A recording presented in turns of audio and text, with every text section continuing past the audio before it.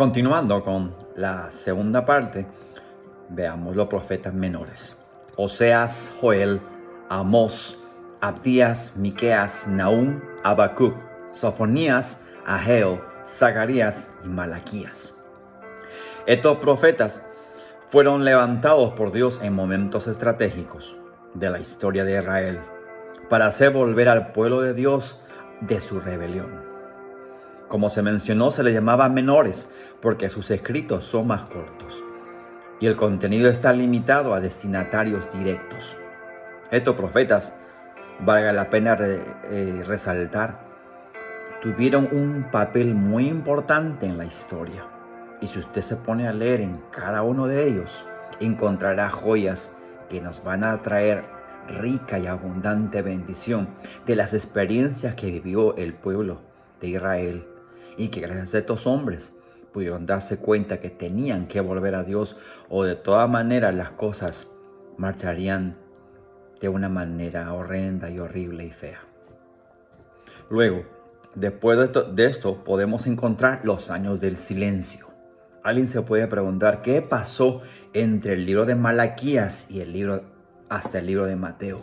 Entre el libro de Malaquías y el libro de Mateo hubo un tiempo donde se llama los años del silencio, donde Dios no habló por libro, por profeta. Y quiero explicar de esta manera. Entre el final del Antiguo Testamento y el nacimiento de Cristo, pasaron más de 400 años en los que Israel no tuvo profecía ni profeta que revelara el mensaje de Dios.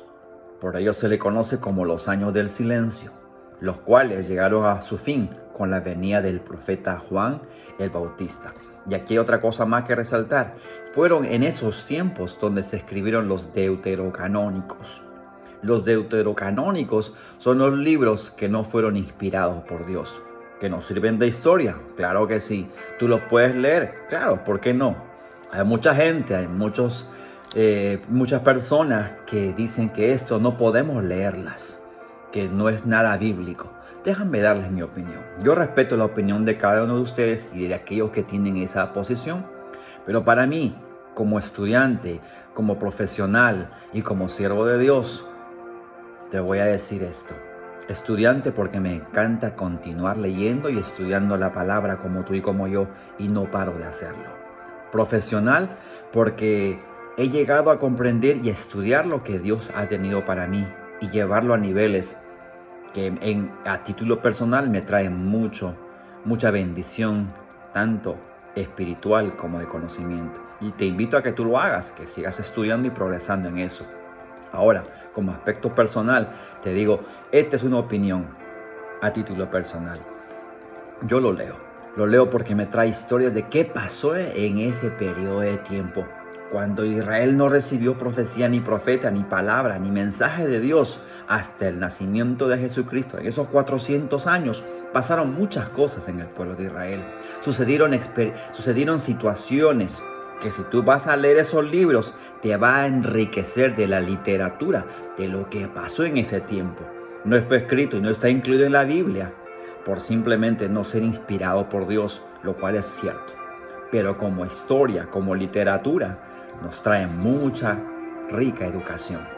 Te invito a que los busques y los leas, y va a traerte para ti un poquito más amplio de conocimiento en ese tiempo del silencio. Pasamos al Nuevo Testamento.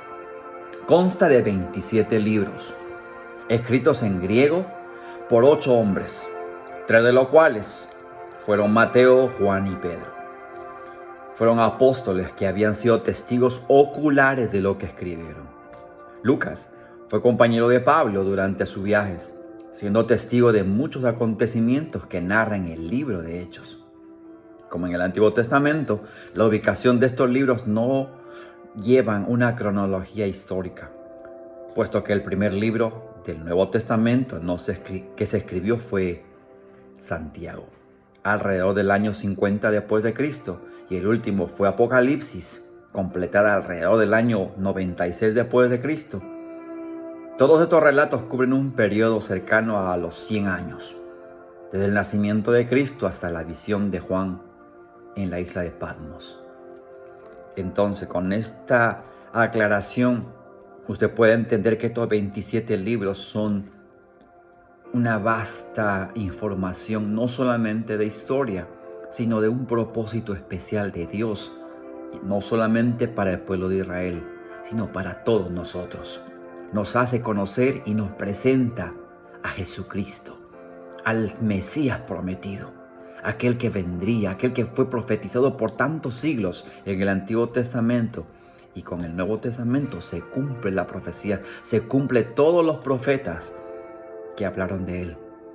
Se cumple lo que había prometido Dios mismo, que es la salvación, la cual lo gozas tú y yo. Y quizás si tú no la tienes, en nuestras lecciones anteriores tú puedes obtenerla, leyéndola y reconociendo que necesitas de Jesús. Vayamos a descubrir un poco más el Nuevo Testamento. Los evangelios. Está dividido en los evangelios, primeramente, que son Mateo, Marcos, Lucas y Juan. Los evangelios son 4 relatos de la vida en Cristo, de la vida de Cristo, su nacimiento, su ministerio, su pasión, su muerte y resurrección. Ninguno de estos evangelios es completo por sí solo, puesto que algunos eventos se encuentran narrados en los 4 libros, pero hay otros que no, es decir, son complementarios entre sí. Además, cada escritor lo presenta desde un punto de vista literalmente diferente. Si tú te pones a leer de una forma vaga, vas a decir, estos 4 libros hablan lo mismo. Y no es así. Cada libro es rico en sí mismo, porque narra historias de Jesús, su historia, su ministerio, su pasión, su muerte, de una forma diferente a la otra. Y conjuntamente los 4 nos llenan de espacios que uno de ellos dejó y de que otro complementó. Sigamos, la historia de la iglesia, Hechos de los Apóstoles. Es la única narración existente de la iglesia primitiva y cómo se difundió el cristianismo por todo el mundo, conocido hasta ese entonces, haciéndose notar palpablemente la presencia del Espíritu Santo en todos los hechos. Fue escrito por Lucas, el médico amado, notándose en sus letras la meticulosidad y la precisión del investigador. El libro de Hechos es escrito por el doctor Lucas, porque de profesión era médico. Tiene tanto lenguaje especial, profesional, incisivo, directo y preciso, por lo cual usted puede leer todo lo que pasó, no solamente en los evangelios como Lucas, sino en Hechos también, porque también fue un testigo de todo lo que pasó con Jesucristo. Y narra detalles precisos que nos llenan de conocimiento de lo que pasó con Jesús, su muerte, su pasión, de una forma más clara y específica en comparación a los otros escritores. En el caso de los Hechos, nos habla esa historia preciosa, cuando Jesús asciende a los cielos y les da la promesa que llegaría el poder de Él mismo, convertido en su espíritu. Cuando llega, produce un encanto sobrenatural, un encanto tocador en las vidas de ellos, que no solamente fue como una ilusión, sino que vino a posar. Desde aquel entonces hasta nuestros días, el Espíritu Santo está vivo, fuerte, eficaz y es el mismo de esos años. Sigue siendo el mismo el día de hoy. Las epístolas paulinas, Romanos, 1 y 2 Corintios, Gálatas, Efesios, Filipenses, Colosenses, 1 y 2 Tesalonicenses, 1 y 2 Timoteo, Tito y Filemón, así como Hebreos. Son 3 en total y el libro de Hebreos. Cada una de ellas fue escrita a una persona determinada. Por eso que son las cartas pastorales. O a una iglesia en particular. Por algún motivo especial, Pablo, el apóstol, misionero de la iglesia primitiva, es el autor de ellas.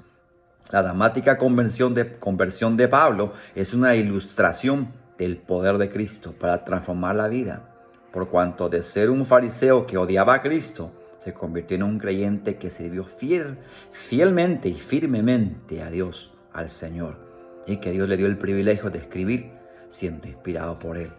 Qué tal regalo, ¿verdad? Y qué tal entendimiento de estas escrituras, de estos autores, en especial con respecto a Pablo, siendo un hombre fariseo, muy entendido, lleno en letras, pero por el Espíritu Santo fue transformado y cambiado para poder ser herramienta en manos del Señor. Como Él mismo lo dijo, tú me eres herramienta en mis manos.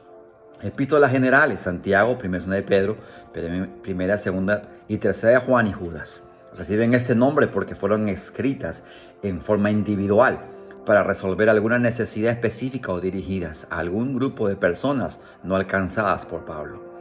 Se refiere a aspectos doctrinales generales necesarios para el pueblo de Dios en todas las épocas, muy importantes, que si usted la lee y las va a leer, va a llenarse de lo que realmente fue importante para esos tiempos, como lo es exclusivamente para nuestros días también. Y por último, la profecía o el libro de Apocalipsis, conocido también como Revelación. Trata de la revelación del apóstol Juan en el desierto. Está relacionada a los eventos del final de los tiempos, de la destrucción total y final del adversario, el diablo, del juicio eterno de las naciones, el reinado universal de Cristo, juntamente con aquellos que fueron fieles, o sea, su iglesia. Es un libro lleno de mucha profecía, de mucho simbolismo, que hay que descubrirlo no solamente leyendo el libro de Apocalipsis, sino leyendo varios de los libros proféticos, como Jeremías, Isaías y otros más. Usted quiere entender el Apocalipsis, tiene que leer todo el libro completo y va a entender, no por pedir conocimiento, tanto leer, sino pida revelación cuando quiere entender la palabra de Dios. Cuando usted se siente ahí, a poder leer empezar a leer este conjunto de libros, yo le sugiero eso. Pida al Espíritu Santo revelación para que pueda entenderlo. Pida instrucción de gente como nuestro ministerio y otros que celosamente pueden enseñar estos misterios. Acérquese a ellos y descubra estas joyas maravillosas que Dios nos ha dado en este libro. Hay un verso en hebreo que dice: Devar Elohinu Yakum Leolam. Significa: la palabra de nuestro Dios permanece para siempre. Déjenme terminar esta enseñanza con esta conclusión. La Biblia misma nos invita a que recibamos la bendición de leerla, ya que contiene la voluntad de Dios para el hombre. Sin embargo, es necesario que la leamos atentamente para no ser oidores olvidadizos y guardarla para que permanezca en nosotros y ser libres. Y así construir nuestra casa sobre la roca que es Cristo, poniéndola por obra, para que digamos juntos como el salmista: cuánto amo yo tu ley. Amado, esta es una pequeña enseñanza de estos 66 preciosos libros que Dios los inspiró, que lo tienes en tus manos. No tardes en leerla, hazlo ahora, pide revelación y comprenderás los misterios especiales e importantes que Dios tiene para ti, que tú mismo lo vas a descubrir. Vive lo que lees, no simplemente la escuches, no seas oidor, sino sé hacedor de ellas. Es nuestra bendición que esto haya sido alcanzado a ustedes, que lo disfruten, lo proclamen, lo promulguen, lo publiquen, lo compartan con gente que necesita escuchar y saber y entender y aprender de lo que contiene este maravilloso libro. Que Dios me lo bendiga y los estaremos esperando para la siguiente enseñanza. Buen día.